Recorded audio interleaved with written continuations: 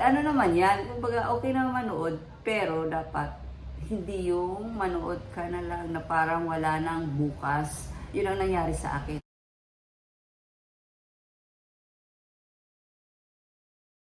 Hi guys! Welcome back to my channel. At today naman, ang aking isi-share ay tungkol sa aking napagtagumpayan na addiction. Ibang addiction to. Ito ay yung tinatawag na binge watching. Ano ba tama sa bigkas? Binge watching? Binge watching. Basta ganun. So, i-share ko sa inyo guys kung what are the bad effects of binge watching. Ang una muna kasi, tayo muna ay mag-tsaa.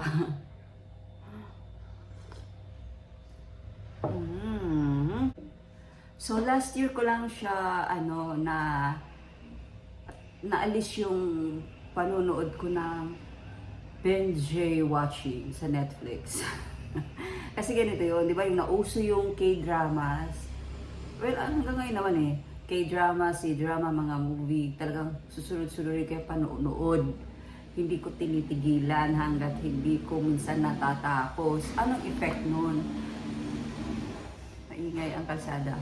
Siyempre, may bad effect ang panonood. So, ko sa inyo guys binge watching, ang isang maganda naman, good side niya ay a temporary escape from reality and reduce stress levels. Kaya lang, para sa akin, hindi pa rin siya good side kasi temporary escape lang, di ba? From reality and reduce stress levels. Tapos, ang isa pa ay bonding daw ng buong pamilya or isang grupo, isang magkakaibigan sa panonood ng mga movies na gusto yung panoorin. Yun ang isa sa mga good side ng binge watching. So, kung may good side, may bad side naman. Siyempre, pag nanonood ka, tuloy-tuloy, ano ang mawawala sa'yo? Ito ay nagdi-decrease ng physical activity kasi nakaupo ka na lang, di ba? Talagang tutukan sa pinapanood mo. Decrease in physical activity would put you at great risk of weight. Ayan, magigain ka ng weight kasi ayun nga, pag nakaupo ka na, ano ang gagawin mo? Kakain mo ay mga unhealthy foods na like kakain ka na ng fast food, mag-order ka na lang. Ayan, popcorn, mga sitseria, mga junk foods. Kasi parang ayaw mo nang tumayo. Gusto mo na lang nakatuto ka na lang kasi baka may ma-miss ka na episode. Pero although naman na pwede mong panoorin uli, pero kasi di ba pag nasa kasarapan na ng panonood, ang gagawin mo is hindi ka nakikilos na uupo ka na lang. Ganon. At syempre, ng heart disease and other condition. So, kasi ito ay nga nagpo-prolong sitting. Ilang hours ka nakaupo sa upuan para lang manood. At ito ay nagpupunta ng unhealthy foods, kakain ka na lang. Next ay, ayan, lack of sleep na and insomnia. So, may ikwento ko sa inyo guys, no?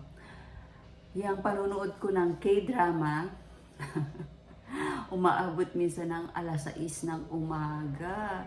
So, ano yun, syempre humina yung aking immune system. Buti nga na ko na siya natigilan ko na, stop ko na yung aking panonood ng ganyan.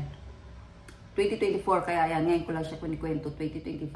Kasi, kailangan ko munang ma-win yung situation ko para maikikwento ko sa inyo kung anong nangyari at kung paano ko siya napagtagumpayan. Ayan. So, kasi nga, dulot to ng lack of sleep, insomnia. Tapos, pagkasunod nun, maghihina na yung resistensya. Kasi nga, parang wala ka ng lakas paggising mo kasi. Diba, ditulog ka na ng 6 early in the morning. Siyempre, gigising ka naman para, siyempre, mag-aasikaso ka, maglilinis, mga ano na ng bahay. Kaya yan, parang lantang-lanta ka kasi kulang yung iyong tulog. Siguro nakakatulog ako mga 4 hours lang, 3 hours, ganyan. Kaya yan ang nangyari sa akin. Kaya nga siya parang naging addiction sa akin. Yung panonood ng K-dramas and C-dramas and movies sa Netflix. Hindi ko naman sinisira na Netflix, no? Kasi, ano naman yan, kumbaga okay na manood, pero dapat hindi yung manood ka na lang na parang wala nang bukas. Yun ang nangyari sa akin. Hindi pa ako nakakontento, guys. Nag-download pa ako ng Bilibili. So yun na nga, guys.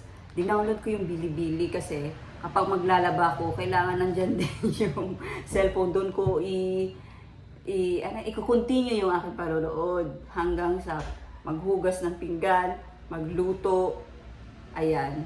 Diba, parang addiction na nga siya kasi ayaw mo talaga ma-miss yung mga pinapanood mo kasi nga nagpapatong-patong na yung gusto mong panoorin kasi gusto mong matapos agad yung episode na yun ng movie na yun o yung series na yun, kailangan matapos mo agad para mapanood yung isa. Minsan nilalaktawan mo pa, parang ganun yung nangyari sa akin.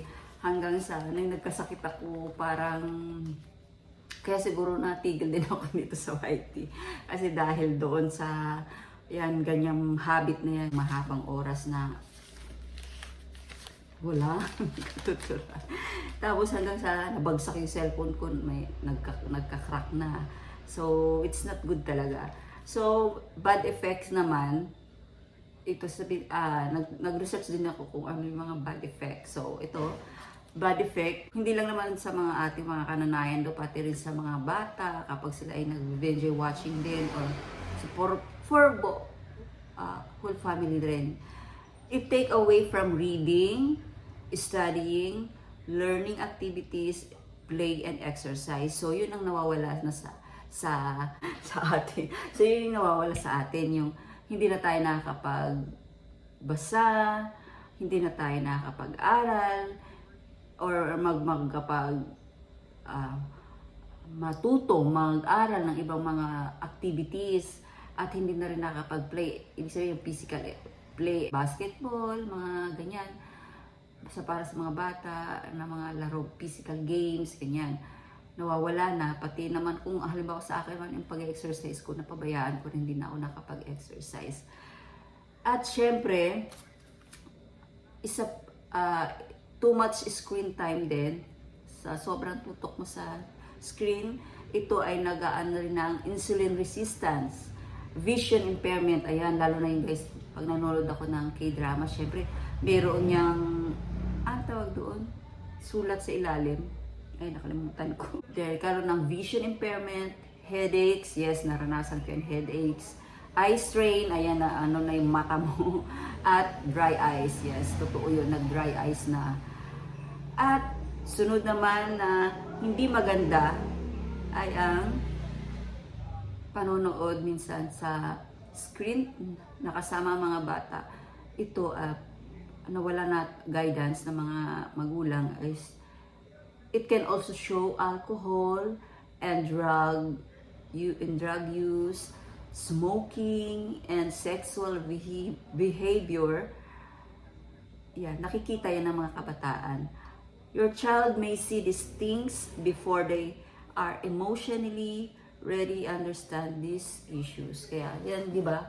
Kaya ngayon nga ang mga bata, pabata ng mga nabubuntis, na mga gumagamit ng drugs, at naglalasing, at kung ano-ano pang mga bisyo. Dahil nga, nasa prone na tayo sa mga social media at sa mga napapanood natin sa TV. Katulad sa Netflix, may mga movie sila na nilalagay sa Netflix na kakaibang mga title. Yan. So alam niyo na po yung ibig ko sabihin. Kaya watch out guys sa ating mga anak, kung ano mga pinapanood nila, ating gabayan, at maging example na po tayo. So paano ko ba na get rid niyang panonood ng pangmahabang oras, yung tinatawag na binge watching? yun, tinigil ko siya ng ano, unang-una, nag-umpisa na ako magbasa ng Bible. Kasi, parang sabi ko, wala naman siya maidudulot na ano sa akin. Parang nai-stress lang ako. Parang nakaramdam na ako ng kalungkutan. Parang hindi na masaya yung nararamdaman ko. Kasi focus na siya sa, wala na akong ibang ano eh. Nawawala na rin yung aking social interaction. Kasi na-focus na lang ako, puro na lang sa panonood. So, yun din ang hindi maganda sa panonood ng, kasi everyday yan, di ba? Everyday, binge watching, ganyan. Wala na yung social interaction mo. Hindi ka na, lagi ka na nakakulong, nakaupo. Kaya yan. Tapos na, siyempre, anong nawawala sa inyo? Nalilimutan ko na rin mag-pray. Ayan, siyempre importante yun sa atin. Sa ating buhay bilang tao, bilang mananampalataya. Kailangan natin mag-pray, magbasa ng Bible, magkaroon ng devotion, ng quiet moment with God. Wala na sa akin yun.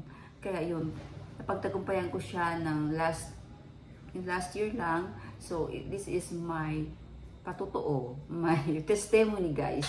So, sana may napulutan kayong aral para